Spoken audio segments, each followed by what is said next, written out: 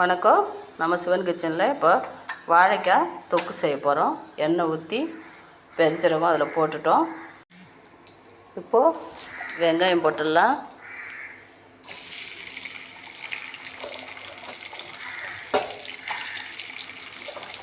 வெங்காயம், கருவேப்பிலை, ஒரு பச்சை மிளகாய் போட்டிருக்கேன். இது தொக்காக இருக்கும், சாதத்தில் போட்டு சாப்பிட்லாம். ரசம், தயிர் சாதம் இந்த மாதிரி நம்ம சாப்பிட்லாம். இப்போது கல் உப்பு நான் போடுறேன் பாருங்க. இப்போது மஞ்சத்தூள் போட்டுடலாம்.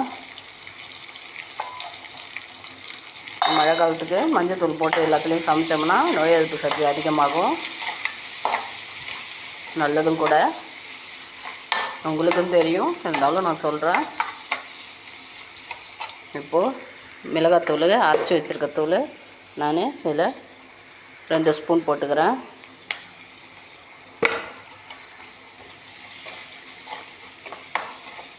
இப்போது வாழைக்காய் போட்டுடலாம். வாழைக்காய் போட்டு தண்ணி கொஞ்சம் தேவையான அளவுக்கு தண்ணி ஊற்றி மூடி வச்சிடலாம்.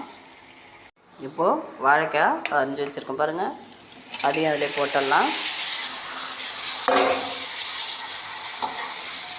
நல்லா பரட்டி விட்டுட்டு, இது நண்டு கிரேவி மாதிரியே இருக்கும். அதுக்கு வித்தியாசமே தெரியாது. இது வாழைக்காய், அது நண்டு, அவ்வளோதான் வித்தியாசம் தெரியும். இது தேவையான அளவுக்கு தண்ணி ஊற்றிடலாம். நம்ம கொஞ்சமாக தண்ணி ஊற்றினா போதும், ஏன்னா வாழைக்காய் தண்ணியிலே அரிஞ்சு போட்டிருந்தோம்.